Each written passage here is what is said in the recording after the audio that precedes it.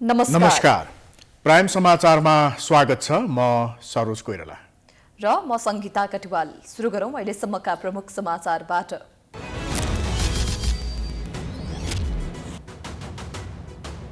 वैशाखमा स्थानीय चुनाव गराउन देउवामाथि दबाव बढ्यो। सरकारका कारण आयोग पनि ढुक्क हुन सकेन। कांग्रेसको 35 सदस्यीय केन्द्रीय कार्य सम्पादन समिति गठन। उच्च दरमा उकालो लागेको कोरोना संक्रमण ओह्रालोतर्फ आज 6,827 जनामा संक्रमण, 10 जनाको मृत्यु। सक्रिय संक्रमितको संख्या पनि घट्न थाल्यो। सवारी साधनमा जोर बिजोर नियम र विद्यालय बन्दको निर्णय उल्ट्याउन चौतर्फी दबाव। रात्रिकालीन व्यवसाय सञ्चालन गर्न नदिए आन्दोलन गर्ने चेतावनी। झुक्याउन गरिने प्र्याङ्कमा प्रतिबन्ध लगाउने सरकारको तयारी। कारबाही अभियान चलाउने प्रहरीको रणनीति। प्रेस स्वतन्त्रता प्रतिकूल हुन सक्ने महासंघको आशंका। संसदीय सुनवाईमा राजनीतिक हस्तक्षेप बढेपछि कानून संशोधनको तयारी। 2 तिहाईबाट अनुमोदनको व्यवस्था हटाउन सुझाव प्रधान न्यायाधीश आयोगको बैठकमा। फेब्रुअरीमा रुसले युक्रेनमा आक्रमण गर्न सक्ने अमेरिकाको आशंका। युक्रेनसँग युद्ध नचाहेको रुसी विदेश मन्त्रीको जवाब।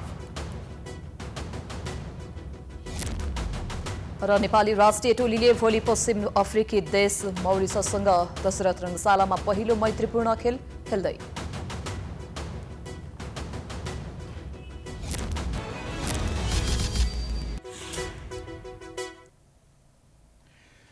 अब समाचार विस्तारमा। निर्वाचन आयोगले प्रधानमन्त्री शेरबहादुर देउवालाई भेट्न समय माग गरेको 2 हप्ताभन्दा बढी समय भइसक्यो, तर अझैसम्म समय पाउन सकेको छैन। शनिबार अथवा आइतबारसम्म प्रधानमन्त्रीसँग भेट हुन सक्ने संकेत पाएका आयोगका पदाधिकारीहरूमा वैशाख मसान्तभित्रै निर्वाचन हुनेमा भने विश्वास छैन। एक रिपोर्ट। सरकारलाई परामर्श दिनका निमित्त, सल्लाह सुझाव दिनका निमित्त, स्थानीय तहको निर्वाचनको मिति घोषणाका लागि सुझाव दिनका निमित्त निर्वाचन आयोगले सरकारसँग समय माग गरेको 2 हप्ताभन्दा पनि बढी समय भइसकेको छ।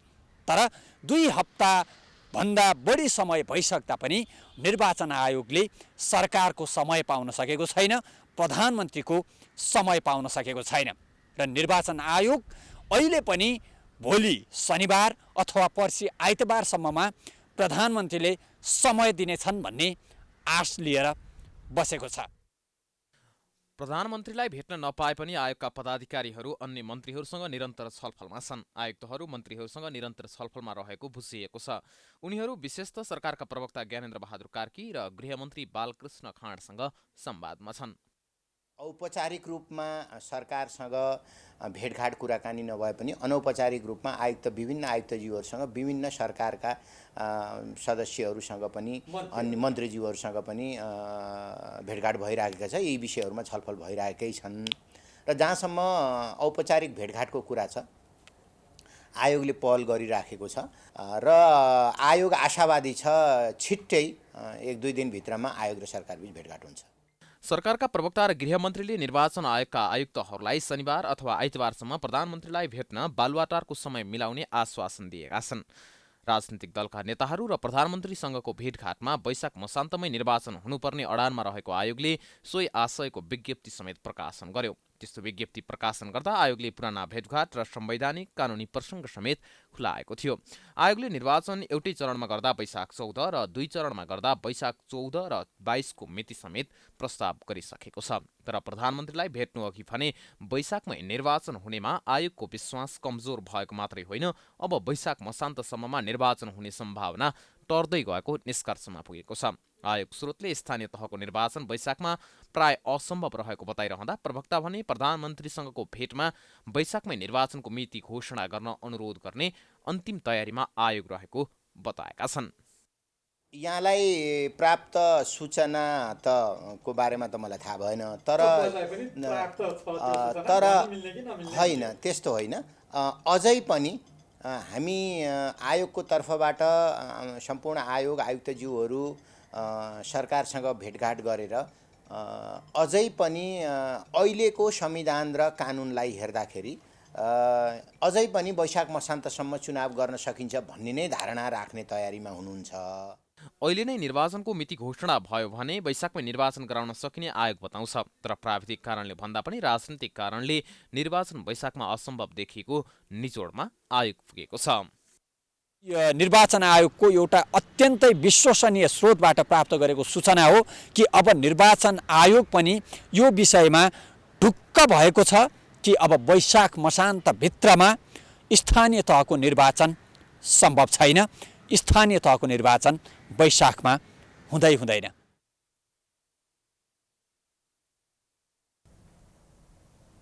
नेपाली कांग्रेस केन्द्रीय समितिको तेस्रो बैठक कोरोना संक्रमणका कारण भर्चुअल माध्यमबाट शुक्रबार बस्यो।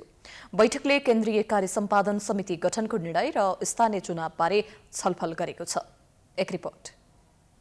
गएको मङ्सिरमा 14औं महाधिवेशनबाट सभापति जितेपछि शेरबहादुर देउवाले 2 पटक भौतिक रूपमा केन्द्रीय समितिको बैठक राखे पनि यसपटकको तेस्रो केन्द्रीय कार्य समितिको बैठक भने कोरोना संक्रमणका कारण भर्चुअल माध्यमबाट राखेका हुन्।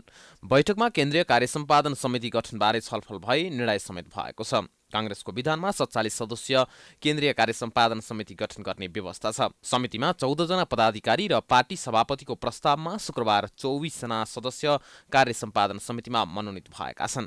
केन्द्रीय कार्य सम्पादन समितिमा रामचन्द्र पौडेल, डाक्टर शेखर कोइराला, अर्जुन नरसिंह केसी, डाक्टर रामशरण महत, प्रकाशमान सिंह, विजय गच्छेदार, गोपालमान श्रेष्ठ, सुजाता कोइराला लगायत 24 जना मनोनित भएका हुन्। नेपाली कांग्रेसमा 14 जना पदाधिकारी मध्ये कोषाध्यक्ष मनोनित गर्न बाँकी छ। केन्द्रीय कार्य सम्पादन समितिमा अब 10 जना मनोनित गर्न पनि बाँकी छ। सभापतिले निर्वाचित केन्द्रीय सदस्य मध्ये 1 जनालाई कोषाध्यक्षमा प्रस्ताव गर्ने र केन्द्रीय समिति बैठकले अनुमोदन गर्ने व्यवस्था छ। समितिमा प्रवक्ता स्वतः सदस्य रहने व्यवस्था छ, तर पार्टी प्रवक्ता पनि मनोनित गर्न बाँकी नै छ। त्यो पहिलो बैठकबाट अहिले राष्ट्रिय राजनीतिका केही महत्त्वपूर्ण विषयहरू, निर्वाचनसँग सम्बन्धित विषयहरू, त्यसै गरिकन अन्य राष्ट्रिय राजनीतिका केही विषयहरूको बारेमा छलफल गर्छौँ। केही नियमित साङ्गठनिक विषयहरू छन्, खास गरी क्रियाशील सदस्यको यो वितरणका सन्दर्भमा छ कि जिल्ला अधिवेशन हाम्रो स्थगित भएको छ त्यसका बारेमा छ। त्यसै गरी भातृ संस्था र शुभेच्छुक संस्थाहरू केही त्यहाँको प्रमुखहरू केन्द्रीय समितिमा जानुभएकोले त्यो पद रिक्त भएको अवस्था छ, कतिपयको म्याद सकिएको अवस्था छ। यसका बारेमा केही निर्णयहरू गर्छौँ के साङ्गठनिक विषयहरूका सन्दर्भमा। र यो बाहेक सरकारसँग जोडिएका अरू केही विषयहरू, सरकार सञ्चालनसँग जोडिएका विषय जसमा पार्टीले दिनुपर्ने केही सुझावहरू छन्, यसका बारेमा हामीहरू छलफल गर्छौँ। साथै शुक्रबार स्थानीय तह चुनाव कहिले गर्ने भन्ने विषयमा सभापति, उपसभापति 2 जना र 2 महामन्त्री समेत गरी 5 जना बीचमा मात्र 2 घण्टा छलफल भएको छ। छलफलमा वैशाखमा स्थानीय तह चुनाव गर्ने विषयले प्राथमिकता पाएको छ। प्रधानमन्त्री समेत रहेका देउवाले भने कहिले स्थानीय तह चुनाव गर्ने मुख खोलेका छैनन्। शुक्रबारको बैठकमा पनि उनले मुख खोलेनन्, तर पार्टीभित्र भएको छलफलका विषय सत्ता साझेदार गठबन्धनमा राखेर निर्णय गर्ने सभापति देउवाले जानकारी दिए। हामीले राखेका कुराहरू जुन छन्, यी कुराहरूलाई छलफलमा अन्य नेताहरूको बिचमा छलफल हुँदै गर्दा मेरो पार्टीभित्रको मेरो साथीहरूको धारणा यो छ, राय यो छ भन्ने कुरा गठबन्धनमा राख्छु भनेर भन्नुभएको छ। पक्कै पनि राख्नुहुन्छ, किन स्पष्टसँग हाम्रो संविधानमा भएको व्यवस्था हामीले सचेततापूर्वक संविधान बनाएको हो। संविधान बनाउँदै गर्दा अहिले धारा 225 मा हामी अलमल्यौँ, गल्ती लेख्यौँ भनेको होइन। हामीले 2073 सालमा कानुन बनाउँदै गर्दा पनि बकैदा लामो छलफल गरेर सुविचारित छलफल गरेर त्यो संविधानलाई व्याख्या गरेर कानुन बनाएको। पार्टी सभापतिको चुनावमा आफूलाई सहयोग गर्ने नेताहरू रामचन्द्र पौडेल, कृष्णप्रसाद सिटौला, प्रकाशरण महत, विमलेन्द्र निधि, प्रकाशमान सिंह, डाक्टर नारायण खड्का, डाक्टर शशाङ्क कोइराला लगायतलाई सभापति शेरबहादुर देउवाले केन्द्रीय कार्य सम्पादन समितिमा समेटेका छन्। केन्द्रीय समिति बैठक बस्न नसक्ने अवस्थामा कार्य सम्पादन समितिले आवश्यक निर्णय लिन सक्ने नेपाली कांग्रेसको विधानमा व्यवस्था छ, तर उक्त निर्णयलाई केन्द्रीय कार्य समितिले पछि अनुमोदन भने गर्नुपर्छ। नेपाली कांग्रेसको केन्द्रीय कार्य सम्पादन समितिको बैठक आगामी माघ 18 गते मंगलबार बस्ने पनि नेपाली कांग्रेसले जानकारी दिएको छ। प्राइम टाइम्स एचडीका लागि हरिशरण तिमलिसेनाको रिपोर्ट। गठबन्धन सरकारको नेतृत्व गरिरहेका प्रधानमन्त्री शेरबहादुर देउवा गठबन्धन र उनको पार्टी नेपाली कांग्रेस भित्रबाटै घेराबन्दीमा परेका छन्। स्थानीय तह, प्रदेश सभा र प्रतिनिधि सभाको सत्तारूढ गठबन्धनभित्र निर्वाचनका विकल्पबारे छलफल सुरु भएको छ। पार्टीभित्र र गठबन्धनभित्रको चौतर्फी घेराबन्दीमा परेका देउवाले कसरी निकास देलान् त? एक रिपोर्ट। प्रधानमन्त्री शेरबहादुर देउवालाई गठबन्धन र उनको पार्टी नेपाली काङ्ग्रेसभित्रबाटै घेराबन्दीमा पारिएको छ। पार्टीभित्रका अधिकांश नेता वैशाखमा स्थानीय तहको निर्वाचन गर्न दबाब दिइरहेका छन्। पार्टीभित्रका कतिपयले पहिला प्रतिनिधि सभाको चुनाव गरेर मात्रै स्थानीय तहको चुनाव गर्न दबाब बढाइरहेका छन्। देउवालाई निर्वाचनबारे आफ्नै दलभित्र पनि एकीकृत धारणा बनाउनु पर्ने चुनौती छ। स्थानीय तह निर्वाचन ऐन र संविधानमा भएको व्यवस्था बाँचिएको भन्दै विभिन्न कोणबाट बहस सुरु भएको छ। तर नेपाली काङ्ग्रेसका महामन्त्री गगन कुमार थापा निर्वाचनको विकल्पका विषयमा भइरहेका छलफलहरू संविधान विपरीत भएको दावी गर्छन्। स्थानीय निर्वाचनका सन्दर्भमा अहिले जे जस्तो विषयहरू गठबन्धनभित्र प्रवेश भएको छ र जुन जुन विकल्पहरूको बारेमा छलफल भयो भनेर सञ्चार माध्यमबाट बाहिर आएका छन्, ती कुनै पनि विषयहरू संविधान सम्मत छैन। हामीले त्यो कोणबाट हाम्रो संविधानलाई बुझ्यौँ र त्यसको आधारमा स्थानीय निर्वाचनका बारेमा हामी अहिले कानुन संशोधन गरेर निर्णय गर्छौँ भनेर जुन कुरा आइरहेको छ गऱ्यौँ भने यो संविधान सम्मत हुँदैन।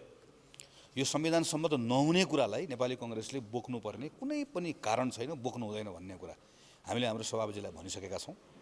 निर्वाचनका सन्दर्भमा सत्ता गठबन्धनमा रहेका दलहरूले समेत संविधानको व्याख्या आआफ्नो दल अनुकूल गरिरहेका छन्। तर संविधानको व्याख्या आफू अनुकूल गरेर गलत नजर स्थापित नगर्न संहिता विज्ञ खिमलाल देवकोटा सुझाव दिन्छन्। सबैले आफ्नो अनुकूल आफ्नो स्वार्थ अनुकूल संविधानको व्याख्या गर्न थाले। सबैले संविधानको छिद्र खोज्ने, सबैले चाहिँ कानुनको छिद्र खोज्ने प्रयास भयो। फाउन्डेसन बनाउने बेला हो यो सबैले। अब यो कतिपय दलहरूले त्याग गर्नुपर्छ भने त्याग गर्ने हो क्या अहिले भनेको। अनि नजिर बसाल्ने पनि हो क्या, राम्रो नजिर बसाल्ने बेला पनि हो। यो स्थानीय चुनाव गर्ने सम्बन्धमा संविधानसँग कुनै कुरा बाजिएकै छैन। त्यस्तै कानुन व्यवसायले समेत दलीय आस्थाका आधारमा संविधानको व्याख्या गरिरहेका छन्। माओवादी केन्द्रका अध्यक्ष पुष्पकमल दाहाल प्रचण्डले वैशाखमा प्रतिनिधि सभा र मङ्सिरमा स्थानीय निर्वाचन गर्ने दबाब दिइरहेका छन्। एकीकृत समाजवादीका अध्यक्ष माधव कुमार नेपाल तिनै तहको चुनाव एकैपटक गर्ने पक्षमा उभिएका छन्। सत्तारूढमा रहेका यी दुई दलका नेताले वैशाखमा स्थानीय तहको निर्वाचनको मिति घोषणा गरे गठबन्धन तोड्ने चेतावनी दिएका छन्। यसले गर्दा पनि देउवा थप सङ्कटमा छन्। उहाँको भित्र आशय त समयमा चुनाव गर्ने, किन उहाँ एउटा डेमोक्रेटिक कल्चर हुर्केको मान्छे, संविधानलाई ट्र्याकमा राख्न लागि आन्दोलन गरेको होइन, धेरै चाहिने अब आन्दोलनमा घुमेको व्यक्तित्व हुन्छ उहाँले। तर गठबन्धन कारणले चाहिँ अलिकति उहाँले चाहिँ समस्या चाहिँ छ त्यहाँभित्र होइन। गठबन्धनलाई पनि अलिकति सजिलो गर्नुपर्ने उहाँको एउटा बाध्यता छ, किन उहाँहरूको कारणले उहाँ त्यो कुर्सीमा पुग्नु भएको। सत्ता गठबन्धन कायम राख्दै एमालेलाई विश्वासमा लिएर मात्र निर्वाचनको मिति तोक्ने रणनीतिमा देउवा छन्। तर प्रमुख प्रतिपक्ष एमाले गठबन्धन तोड्ने शर्तमा देउवालाई सहयोग गर्न तयार देखिएको छ। स्थानीय तहको निर्वाचन जो संविधान अनुरूप, प्रचलित कानुन अनुरूप र लोकतान्त्रिक मूल्य र मान्यता अनुरूप हामीले वैशाखभित्र जेठको 5 गतेभित्र गरिसक्नुपर्ने हो। त्यसमा सत्ता गठबन्धनमा खचपच भएको कुरा बाहिर मिडियामा आएका छन् र त्यसमा पुष्पकमल दाहाल प्रचण्ड र माधव नेपाल निर्वाचनबाट भाग्न खोजेको र शेरबहादुर देउवालाई यदि तिमीले स्थानीय तहको निर्वाचन संविधान बमोजिम, लोकतान्त्रिक मूल्य मान्यता बमोजिम तिमीले जेठ 5मा गऱ्यौ भने सत्ता गठबन्धन धर्म पर्छ भन्ने खालको अलिकति साइकोलोजिकल ब्ल्याकमेलिङ भन्छ नि, त्यो साइकोलोजिकल ब्ल्याकमेलिङ गरेको हो कि भन्ने चाहिँ देखिन्छ र त्यसमा शेरबहादुर देउवा फस्नु चाहिँ दुर्भाग्यपूर्ण छ। निर्वाचन आयोगले समेत यथाशीघ्र निर्वाचनको मिति तोक्न ताकेता गरिरहेको छ। प्रधानमन्त्री देउवा स्वयं स्थानीय तहको निर्वाचनको विषयमा 2059 साल दोहोर्याउन चाहँदैनन्। उनी स्थानीय तहको निर्वाचन नगरेर स्थानीय तह प्रतिनिधिविहीन भएको खण्डमा कलङ्कको भारी बोक्न तयार छैनन्। तर सत्ता घटकलाई विश्वासमा लिन र पार्टीभित्रको सन्तुलन मिलाउन भने समस्या परेको छ। प्राइम टाइम्स एचडीका लागि क्यामेरामा भास्कर भट्टाचार्यका साथमा प्रकाश बमको रिपोर्ट। केही दिन उच्च संख्यामा देखिएको कोरोना संक्रमण घट्दै जान थालेको छ। गत माघ 6 गते एकै दिन 12,338 जनामा कोरोना संक्रमण देखिएको थियो। उक्त संख्या दैनिक वृद्धिको अहिलेसम्मकै धेरै थियो। तर पछिल्लो 24 घण्टामा 6,827 जनामा संक्रमण पुष्टि भएको छ। सो अवधिमा 19,869 वटा नमुना परीक्षण भएको थियो। परीक्षण गरिएका मध्ये 34.3% संक्रमण देखिएको हो। संक्रमण दर पनि घट्दै गएको छ। आज 10 वर्ष मुनिका 93 बालबालिकामा कोरोना संक्रमण पुष्टि भएको छ भने 11 देखि 20 वर्ष उमेर समूहका 239 जना कोरोना संक्रमित थपिएका छन्। काठमाडौँ उपत्यकामा थप 2,940 जनामा कोरोना संक्रमण पुष्टि भएको छ। शुक्रबार थपिएसँगै नेपालमा कोरोना संक्रमितको कुल संख्या 10,68,932 पुगेको छ।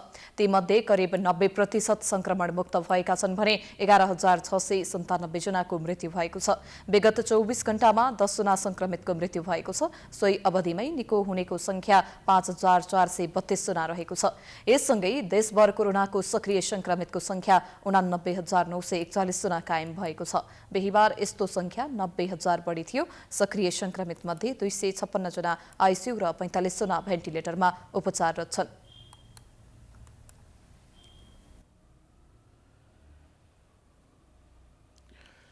नेपालमा कोरोना महामारीको तेस्रो लहर भित्रिएसँगै विद्यालयहरू बन्द गर्न मन्त्रालयले आह्वान गरेको थियो।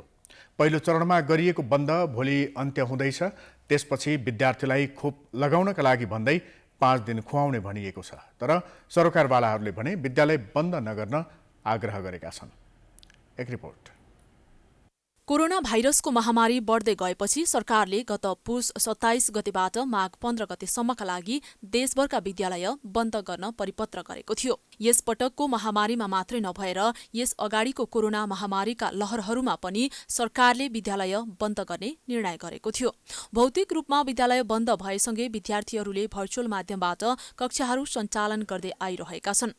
सबै विद्यार्थीको भर्चुअल कक्षाका लागि पहुँच नहुँदा र भर्चुअल पढाइ त्यति प्रभावकारी नभएकाले पटक पटक यस विषयमा चर्चा हुँदै आइरहेको छ। अनलाइन कक्षा प्रभावकारी नभएकाले विद्यालय नै गएर पढ्ने व्यवस्था मिलाइदिन सरकारसँग विद्यार्थीको माग छ। फिजिकल क्लासमा अब सर पनि प्रेजेन्टै हुन्छ, अब आँखै अगाडि, अनि अब हल्ला गर्नु मिल्दैन। अब अनि ब्याक क्यामेरा त हामीले जस्तो जे गर्दा नि हुन्छ, ध्यान नदिँदा नि सरहरूले थाहा पाउनुहुन्न। अनि त्यही हो। त्यस्तो त केही लागेको छैन। अनलाइन भन्दा चाहिँ यतिकै फिजिकल क्लास भयो भने चाहिँ राम्ररी बुझिन्छ।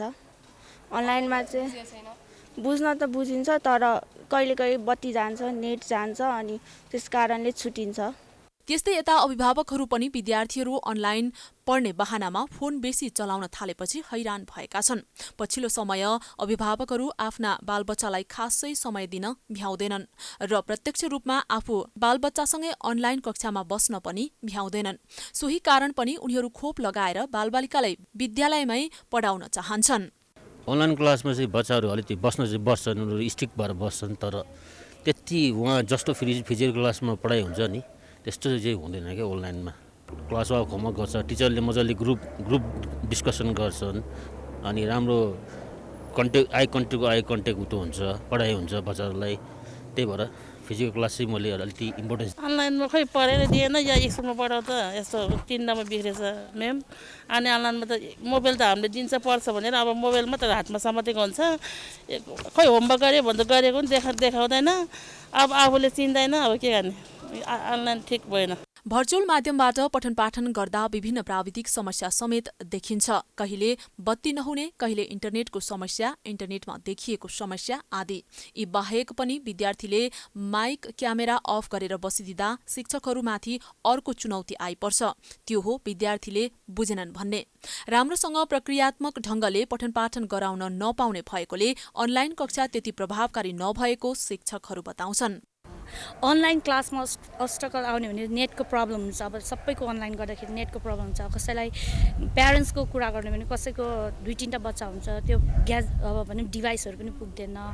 अनि उहाँहरूलाई चाहिँ कस्तो भने उहाँ पढाएको कसैले सुनिदिन्छ, कसैले बिचमा डिस्टर्ब भएर म्याम हजुरको भोलि भोइस नै आएन भन्छ, कसैले के सोधिरहेको हुन्छ। धेरै नै गाह्रो हुन्छ बच्चाहरूलाई, सानो बच्चाहरूलाई पढ्नुलाई चाहिँ। यता निजी तथा आवासीय विद्यालय अर्गनाइजेसन नेपाल प्याप्सनले पनि परिस्थिति हेरेर माघ 23 गतेपछि विद्यालय सञ्चालन गर्न सरकारले अनुमति दिनुपर्ने माग गरेको छ। प्याप्सनले खोप लगाइसकेका विद्यार्थीलाई आलो पालो प्रणालीमा भौतिक उपस्थितिमा कक्षा सञ्चालन गर्ने व्यवस्था गर्न माग गरेको हो। आउने सप्ताह 12 देखि 17 वर्ष उमेर समूहका सबै विद्यार्थीलाई खोप दिनुपर्ने, 5 वर्षदेखि 11 वर्षसम्मको बालबालिकाका लागि पनि खोपको व्यवस्था गर्न माग गरेको केन्द्रीय महासचिव कुमार घिमिरेको भनाइ छ। 20 गतेसम्म अनुगमन हुन्छ, कोही छुटेका छन् भने लगाउने कार्य हुन्छ। अब त्यस पछाडि 21 र 22 छोडेर 23 गते सरस्वती पूजा पनि पर्दो रहेछ। फेरि त्योदेखि पछाडि चाहिँ पहिलो चरणमा भ्याक्सिनेटेड विद्यार्थीहरूलाई भौतिक रूपमा कक्षा सञ्चालन गर्ने। त्यसरी कक्षा सञ्चालन गर्दाखेरि अब ह्युज नम्बर अफ स्टुडेन्ट भएको विद्यालयहरू पनि छन्। त्यस्तो विद्यालयहरूको हकमा पालो पालो गर्ने आज एउटा सेक्सन अर्को सेक्सन अथवा क्लास होइन त्यसरी पालो गर्ने। यता शिक्षा मन्त्रालयले भने 15 गतेबाट 20 गतेसम्म खोप लगाउनका लागि विद्यालय खोल्न आह्वान गरेको छ। 20 गतेपछि विद्यालय बन्द गर्ने वा के गर्ने विषयमा भने मन्त्रालयले केही भनेको छैन। क्यामेरामा अमृत भट्टका साथमा दीक्षा गौतमको रिपोर्ट। रात्रिकालीन व्यवसायीहरूले एक हप्ताभित्र व्यवसाय सञ्चालन गर्न नदिएर लाखौंलाई सडकमा उतार्ने चेतावनी दिएका छन्।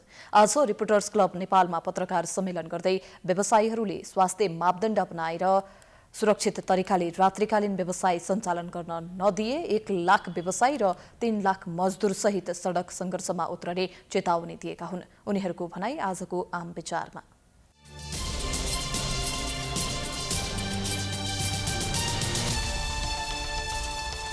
केही पर्सेन्ट भए पनि ऋण दिनु, हाम्रो कर छुट गरिदिनु, घरबाट छुट गरिदिनु भनेर अनेक माग त हामीले राखेका छौँ। तर त्यो पहिला पनि माग पुरा भएको छैन, सुनवाई पनि भएको छैन र अहिले पनि हुनेवाला छैन, हामीलाई थाहा छ। तर व्यवसाय चाहिँ सञ्चालन गर्न दिनु पर्यो, जो कि पहिल्यै नै बन्द हुन्छ अनि लास्टमा खुल्छ।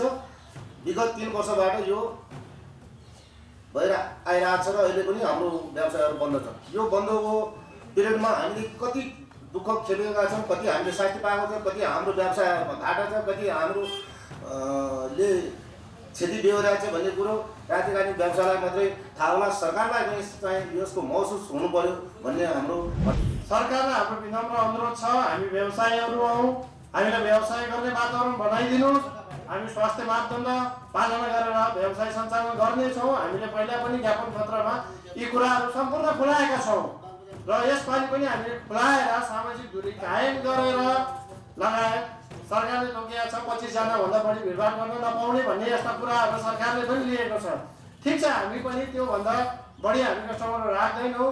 सामाजिक दूरी कायम गरेर स्वास्थ्य प्रोटोकलहरू अप्नाएर हामी व्यवसाय सञ्चालन गर्न पाऊँ भनेर हामीले विनम्र अनुरोध गर्दछौँ। अन्यथा यत्रो गर्दा गर्दै पनि सरकारले सुन्दैन भनेदेखि हामी सडकमा आउन बाध्य हुनेछौँ।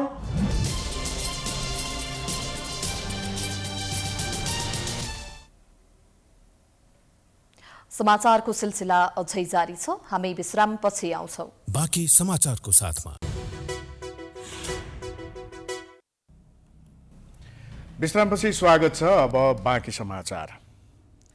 शिक्षा मन्त्री देवेन्द्र पौडेलले विश्वविद्यालय शिक्षाको अध्ययन अनुसन्धान र नतिजा पुरानो ढङ्गले आइरहेकाले अब सुधार गर्ने दावी गरेका छन्। उनले बढी शुल्क लिने मेडिकल कलेजलाई कारबाही गरेरै छाड्ने पनि दावी गरेका छन्। एक रिपोर्ट। नेपालको उच्च शिक्षामा धेरै सुधारको खाँचो औल्याउँदै मन्त्री पौडेलले अब हिजोको जस्तो श्रेष्ठता प्रणालीका आधारले उच्च शिक्षा नचल्ने हुँदा सुधारका लागि काम थालेको दावी गरे।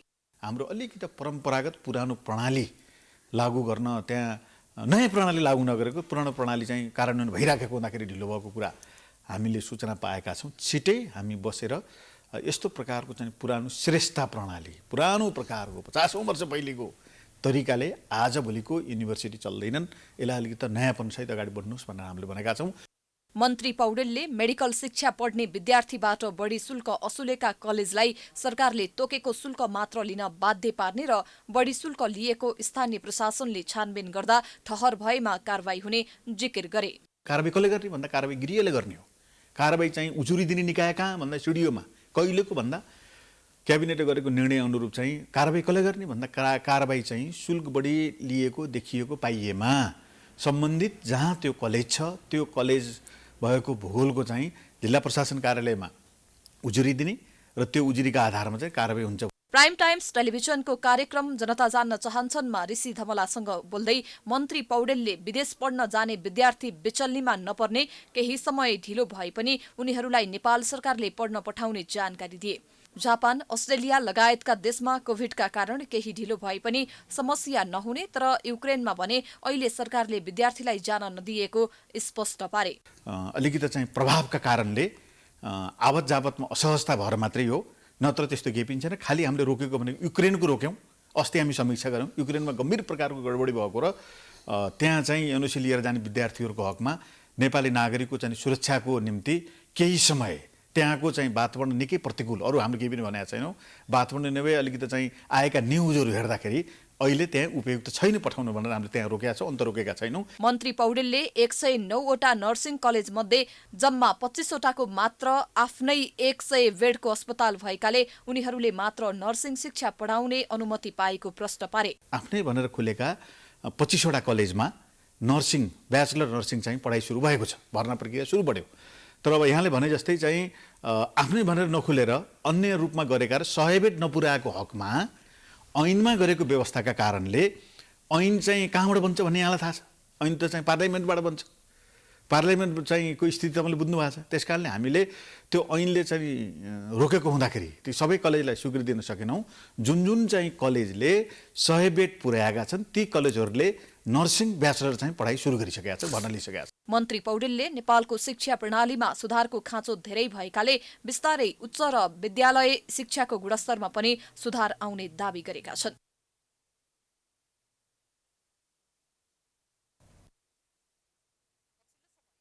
सञ्जालमा प्राङ्क गरी मानिसहरूलाई झुक्याइएका दृश्यहरू भाइरल हुने गरेका छन्। अनाहकमा मानिसहरूलाई दुःख दिने र अन्त्यमा प्राङ्क गरेको भन्दै भिडियो कैद गरेको क्यामेरा देखाउनेहरूको संख्या बढ्दै गएपछि सरकारले नै त्यस्तो काम गर्न बन्देज लगाएको छ। अब कसैलाई प्राङ्क अर्थात् सताउने भिडियो बनाउनेलाई कारबाही गरिने भएको छ। एक रिपोर्ट।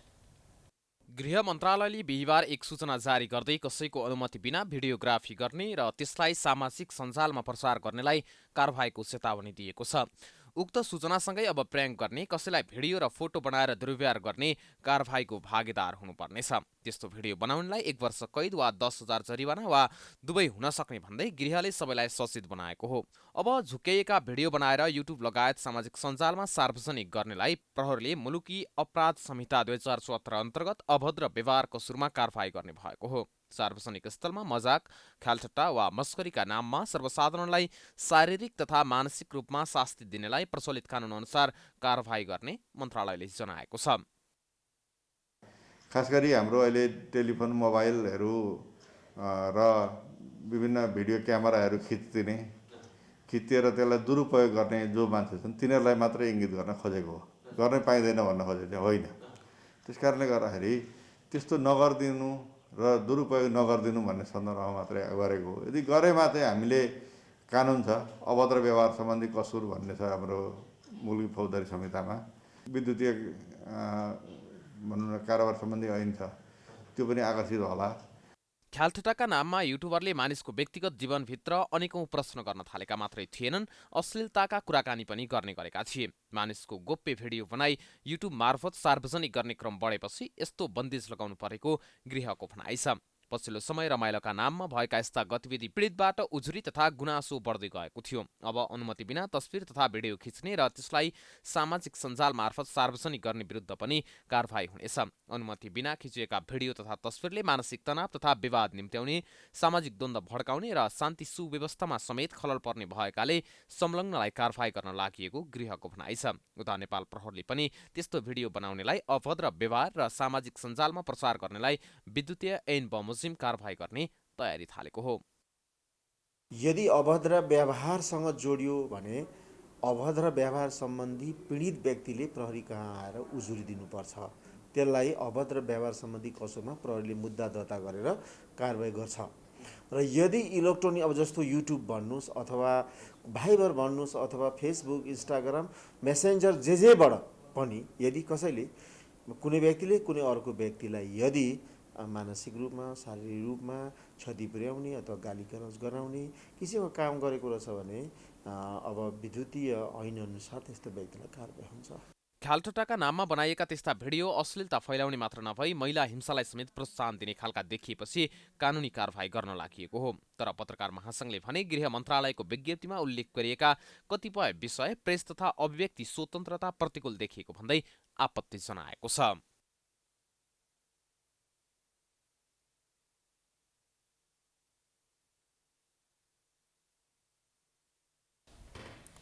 संसदीय सुनुवाईमा हुने गरेका समस्या र गलत प्रवृत्तिको अन्त्यका लागि बहस सुरु भएको छ। अहिलेको कानुनमा नै कमजोरी भएकाले संशोधन गर्नुपर्ने आवाज उठेको छ। सांसदहरूले विगतको अनुभवका आधारमा कमी कमजोरी हटाउन सुझाव दिएका हुन्। एक रिपोर्ट।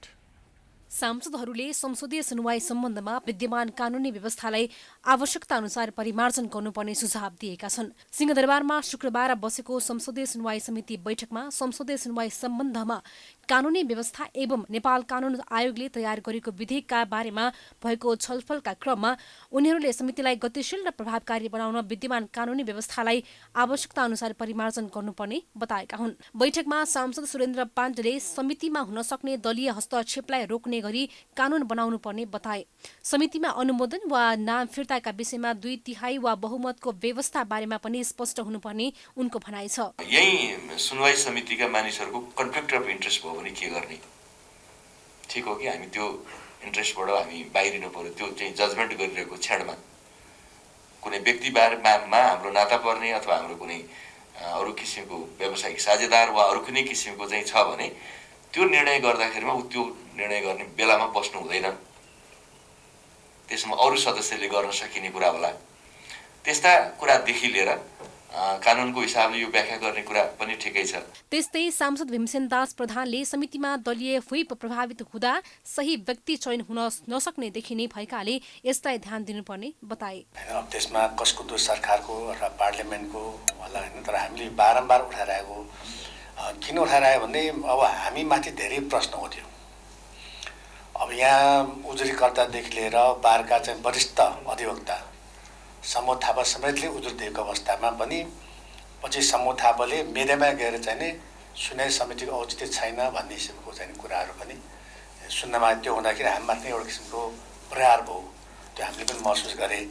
हामीले चाँदै पनि त्यस्ता व्यक्तिलाई हामीले सुनवाई समितिबाट रोक्न सकेनौँ। एउटा हुर्कै कुरा भयो होइन। अब पार्टी सोध्नुपर्ने गर्ने कि नगर्ने होइन, पार्टीले चाहिँ नि बदमास मान्छे भए पनि गर्नै पर्छ भने गर्नुपर्ने। त्यस्तै सांसद देवप्रसाद गुरुङले समितिमा आएका सिफारिस गर्नुको विकल्प नदेखिएकाले समितिको प्रभावकारिता नदेखिएको बताए। समितिलाई प्रभावकारी बनाउने हो भने संघीय संसद ऐनलाई संशोधन गर्नुपर्ने उनको तर्क छ। संविधानले जो परिकल्पना गरेको छ त्यो परिकल्पनाको कुनै क्रियान्वयन हुने खालको देखिँदैन चाहिँ। किन त भन्दाखेरि चाहिँ अहिलेसम्मको अभ्यासको आधारमा सरकारले जे सिफारिस गरेको चाहिँ छ र संवैधानिक परिषदले जे सिफारिस गरेको छ त्यसलाई चाहिँ तपाईको चाहिँ अंगीकार गर्नु, त्यसलाई चाहिँ मतलब अनुमोदन गर्नुको विकल्प चाहिँ देखिरहेको छैन र त्यही रूपले गइरहेको चाहिँ छ। अहिलेसम्म कुनै इफेक्टिभनेस भएको छैन। बैठकमा नेपाल कानून आयोगका सचिव लीला देवी निरौलाले सिफारिस भएका व्यक्तिहरूको अनुमोदनका क्रममा सम्बन्धित मन्त्रालयसँग अनुसन्धान गर्ने गरी कानून निर्माण सहितको प्रारम्भिक मसौदा तयार भएको जानकारी दिए। 2/3 अनुमोदन गर्ने विषयलाई पनि छलफलका लागि समावेश गरिएको छ। हामीले त कति भन्न पनि सकेनौँ। जस्तो कुनै पनि व्यक्तित्व आउनुहुन्छ त्यसले घरमा चाहिँ भन्दाखेरि बालबालिकालाई कामदार राखेर भने त्यस्तो मान्छे नि स्वीकार गर्नु त हुँदैन नि। अब त्यो ठुलो समितिलाई थाहा नहुन पनि सक्ला हामीले, तर यो समितिले चाहिँ डिटेलमा हेरिदिनु पर्ने हो। छलफलपछि समिति सभापति लक्ष्मणलाल कर्णले ड्राफ्टमाथि अन्तिम छलफल गर्ने र पास गर्ने अधिकार रहेको कानून समितिका सदस्यहरू पनि छलफल गर्ने जानकारी दिएका छन्। प्रधान न्यायाधीश सुलेन्द्र शमशेर जबराले आज बोलाएको न्याय सेवा आयोगको बैठकले न्याय समूहका राजपत्राङ्कित प्रथम र द्वितीय श्रेणीका कर्मचारीको बढुवाका साथै पदस्थापन समेत गर्ने निर्णय गरेको छ। योभन्दा अगाडि पुस 6 गते बैठक बोलाइएको भए पनि बस्न सकेको थिएन। सर्वोच्च अदालतमा पछिल्लो समय देखिएको गतिरोधका कारण न्याय सेवा आयोगको बैठक पनि प्रभावित बन्दै आएको थियो। तर प्रधान न्यायाधीश सुलेन्द्र शमशेर जबराले एकाएक बैठक डाकेपछि भने न्याय सेवा आयोगको बैठक बसेको हो। बैठकले राजपत्राङ्कित प्रथम द्वितीय श्रेणीका कर्मचारीको बढुवा तथा न्याय समूहको उपसचिव पदका लागि नियुक्ति तथा पदस्थापन गर्ने निर्णय गरेको छ। बैठकले ज्येष्ठता तथा कार्य सम्पादन मूल्याङ्कनको आधारमा बढुवा गर्ने निर्णय गरेको हो। ज्येष्ठताका आधारमा न्याय सेवाका भुवन गिरी सरकारी वकिल समूहका हिमालय कुमार त्रेताल र यदुनाथ शर्मालाई राजपत्राङ्कित प्रथम श्रेणीमा बढुवा गर्ने निर्णय गरेको हो।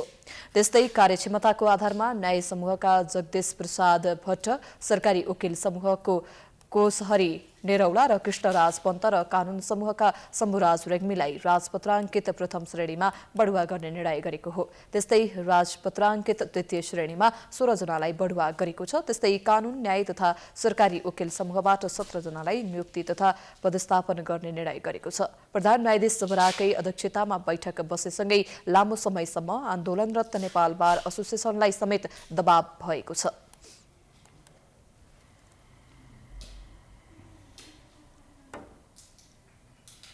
समाचारको सिलसिला जारी छ। हामी विश्रामपछि आउँछौं। बाँकी समाचारको साथमा विश्रामपछि स्वागत छ। अब आर्थिक समाचार।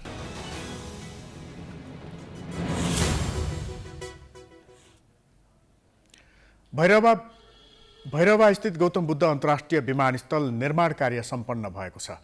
2071 साल माघमा शिलान्यास भएको विमानस्थल आयोजनाको 8 पटक म्याद थप गरेर भौतिक संरचना, सञ्चार उपकरण जडान लगायत सबै काम सम्पन्न भएको विमानस्थल आयोजनाले जनाएको छ।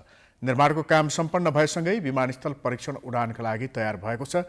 विमानस्थल सञ्चालन अघि जडान गरिएको सञ्चार उपकरणको परीक्षणका लागि क्यालिब्रेसन उडान गर्नुपर्ने हुन्छ, जसबाट जडान गरिएका उपकरणहरू ठिक भए नभएको बारे रिपोर्ट आउनेछ र सोही अनुसार थप प्रक्रियाहरू अघि बढाइने विमानस्थल आयोजनाले जनाएको छ। मौसम सुधार भएसँगै क्यालिब्रेसन फ्लाइट गरिने जनाइएको छ। सम्पन्न भएसँगै हामीले बिस्तारै ह्यान्डओभरको कामहरू पनि अगाडि बढाइरहेछौँ र सम्भवतः छिटै नै जडान भएका उपकरणहरूको चाहिँ क्यालिब्रेसन गर्नको लागि क्यालिब्रेसन फ्लाइटको लागि पनि हामीले समन्वय गरिरहेको अवस्था हो। सम्भवतः छिटै नै मौसममा सुधार भएसँगै क्यालिब्रेसन फ्लाइट अगाडि बढ्छ। क्यालिब्रेसन फ्लाइटका लागि बनाइएको योजना अन्तर्गत विमानस्थलमा जडान गरिएको सञ्चार उपकरणको जाँच गरिने, क्यालिब्रेसन फ्लाइट सुरु गर्ने, जडान भरेको विमानको दूरी जाँच, उडान भरेको विमानले प्रयोग गर्ने रुटको जाँच, उडान र अवतरण गर्दा धावन मार्गमा जडान गरिएको लाइटिङ लगायत परीक्षणहरू हुनेछन्।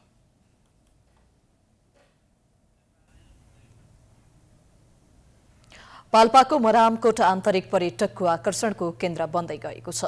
मरामकोट डाँडाबाट माछापुच्छ्रे, अन्नपूर्ण जस्ता हिम श्रृङ्खलाहरू देखिने भएपछि आन्तरिक पर्यटकको रुचाइमा पर्दै गएको छ। एक रिपोर्ट।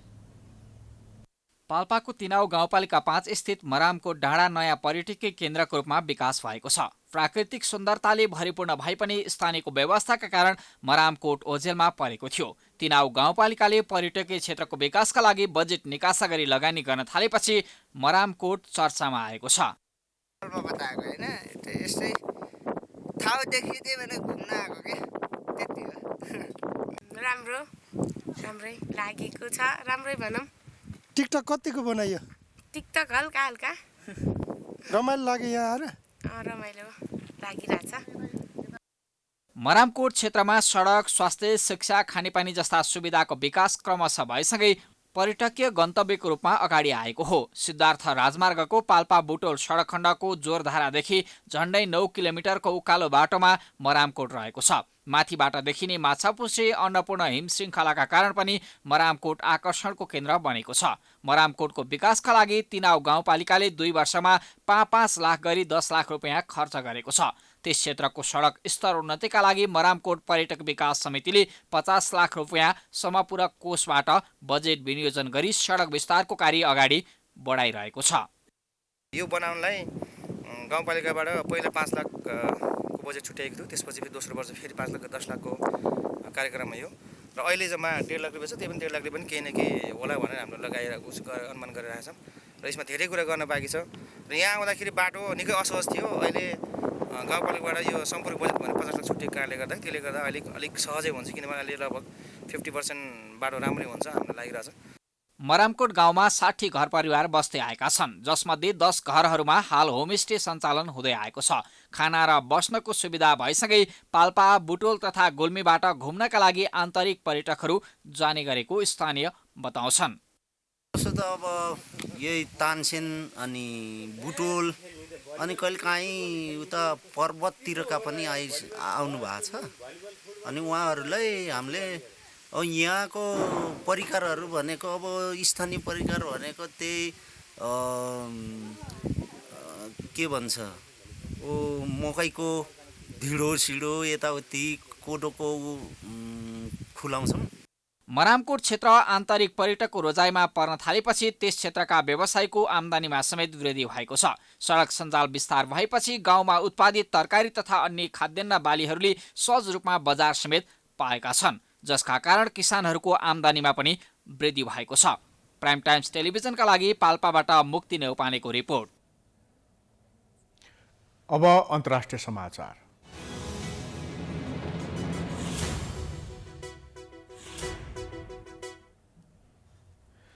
अमेरिकी राष्ट्रपति जो बाइडेनले युक्रेनी समकक्षीलाई आगामी फेब्रुअरीमा रुसले हमला गर्न सक्ने उच्च सम्भावना आफूले पाएको बताएका छन्। युक्रेन सङ्कटलाई लिएर अमेरिकाले राष्ट्रिय सुरक्षा परिषदको बैठक बोलाउन आग्रह गरिरहेका बेला बाइडेनको यस्तो भनाइ आएको व्हाइट हाउसले जनाएको छ। युक्रेनलाई उत्तर एटलान्टिक संगठन नेटोमा सहभागी हुन दिन नहुने रुसी मागलाई अस्वीकार गरेपछि आक्रमणको सम्भावना बढेको अमेरिकी भनाइ छ। बिहिबार रुसले उक्त माग अमेरिका सामु राखे पनि वाशिंगटनले भने त्यसलाई अस्वीकार गरेको थियो। अमेरिकाले युक्रेन सङ्कट समाधान हुनेमा थोरै आशा मात्र बाँकी रहेको जनाएको छ। बाइडेनले युक्रेनी राष्ट्रपति भ्लादिमिर जेलेन्स्कीसँगको टेलिफोन वार्तामा उक्त कुरा बताएको व्हाइट हाउसले जनाएको छ। तर रुसका विदेश मन्त्री सर्गेई ल्याभरोभले आफूहरू युक्रेनसँग युद्ध गर्न नचाहेको बताएका छन्। शुक्रबार रुसी रेडियोसँग कुरा गर्दै विदेश मन्त्री ल्याभरोभले रुसले युक्रेनसँग युद्ध गर्न नचाहेको बताएका हुन्। अमेरिकी राष्ट्रपति जो बाइडेनले अर्को महिना रुसले युक्रेनमा हमला गर्न सक्ने बताए लगत्तै ल्याभरोभको यस्तो प्रतिक्रिया आएको हो।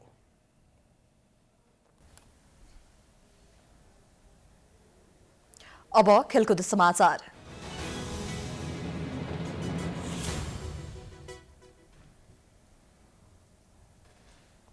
नेपाली राष्ट्रिय टोलीले पश्चिम अफ्रिकी देश मौरिसससँग दशरथ रङ्गशालामा खेल्ने तय भएको दुईमध्ये पहिलो अन्तर्राष्ट्रिय मैत्रीपूर्ण खेल शनिबार हुँदैछ। खेलअघि दुवै टिमले जितको लक्ष्यका साथ मैदान उत्रने बताएका छन्। मैत्रीपूर्ण खेल अघि शुक्रबार एन्फा कम्प्लेक्स दोबाटोमा भएको प्रे मैच कन्फरेन्समा नेपाली राष्ट्रिय फुटबल टिमका कप्तान किरण चेम्जोङले मौरिसस विरुद्धको मैत्रीपूर्ण खेलमा छुट्टै अनुभव हुने बताए। उनले मैत्रीपूर्ण खेल भए पनि सकारात्मक नतिजाको अपेक्षा रहेको बताए। चेम्जोङले नेपाली टोली खेलका लागि तयार रहेको समेत बताएका छन्।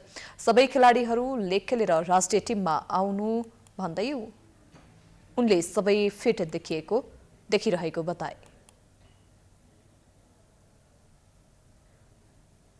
म चाहिँ रिसेन्टली टिम 2 डेज मैले ट्रेनिङ गरेँ, जोइन गरेँ। प्लेयरहरू पनि सबैजना लिगबाट खेलेर नेसनल ड्युटीमा ब्रेकमा आउनुभएको छ। सबैजना मेन्टली र फिजिकली पनि फिट देखेको छु। एन्ड 2 दिनको training I feel great with my team mates अनि कोचेसहरूसँग पनि। अभियसली फ्रेन्डली म्याच हो, बट फ्रेन्डली म्याच भन्दैमा फेरि जे पनि गर्नु पनि मिल्दैन। अफकोर्स रिजल्ट हामीले एक्सपेक्ट गर्नुपर्छ। त्यस्तै मौरिसस फुटबल टोलीका प्रशिक्षक टोनी फ्रान्कोइसले नेपाल विरुद्धको मैत्रीपूर्ण खेलमा राम्रो प्रदर्शन गर्ने अपेक्षा रहेको बताए। मौरिससले पछिल्ला 2.5 वर्षदेखि खासै खेलहरू खेल्न नपाएको अहिलेको खेलका लागि 45 दिनको अभ्यास गरेको जानकारी दिए। We knew that we are going to have very difficult to play with them. So as I told you, we are going to do our best to show our motion football. Corona महामारीका बीच स्वास्थ्य सुरक्षा मापदण्ड पालना गरी दर्शकसहित अन्तर्राष्ट्रिय फुटबलको आयोजनाका लागि अखिल नेपाल फुटबल संघ एन्फाले तयारी पूरा गरेको छ। करिब 15,000 दर्शक क्षमताको दशरथ रङ्गशालामा बढीमा 5,000 दर्शकले प्रवेश पाउनेछन्। प्रशिक्षक अलमुताइरीले बन्द प्रशिक्षणमा रहेका 34 जना खेलाडीलाई नै समेटेर राष्ट्रिय टोली निर्माण गरेका छन्। 2 खेलका लागि फरक टोली बनाएर प्रशिक्षक अलमुताइरीले नयाँ प्रयोग गरेका छन्। मौरिससको फिफा वरियता 172 र नेपालको 169 छ।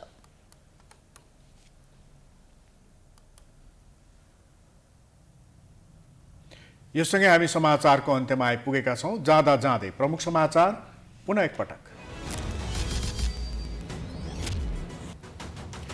वैशाखमा स्थानीय चुनाव गराउन देउवामाथि दबाव बढ्यो। सरकारका कारण आयोग पनि ढुक्क हुन सकेन। कांग्रेसको 35 सदस्यीय केन्द्रीय कार्य सम्पादन समिति गठन। उच्च दरमा उकालो लागेको कोरोना संक्रमण ओह्रालोतर्फ आज 6,827 जनामा संक्रमण, 10 जनाको मृत्यु। सक्रिय संक्रमितको संख्या पनि घट्न थाल्यो।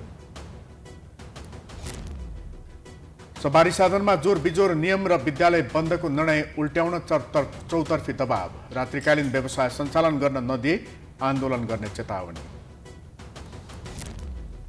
झुक्क्याउन गरिने फ्र्याङ्कमा प्रतिबन्ध लगाउने सरकारको तयारी। कारबाही अभियान चलाउने प्रहरीको रणनीति। प्रेस स्वतन्त्रता प्रतिकूल हुन सक्ने महासंघको आशंका। संसदीय सुनवाईमा राजनीतिक हस्तक्षेप बढेपछि कानून संशोधनको तयारी। 2/3बाट अनुमोदनको व्यवस्था हटाउन सुझाव। प्रधान न्यायाधीश आयोगको बैठकमा। फेब्रुअरीमा रुसले युक्रेनमा आक्रमण गर्न सक्ने अमेरिकाको आशंका। युक्रेनसँग युद्ध नचाहेको रुसी विदेश मन्त्रीको जवाफ।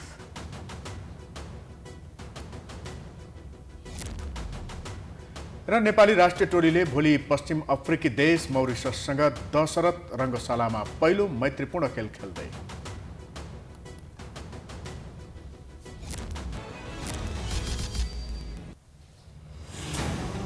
समाचार अहिलेलाई सकियो। यसपछिको प्रस्तुति जनता जान्न चाहन्छन् ऋषि कमलाको साथ। हेर्दै गर्नुहोला प्राइम टाइम्स एचडी। नमस्कार।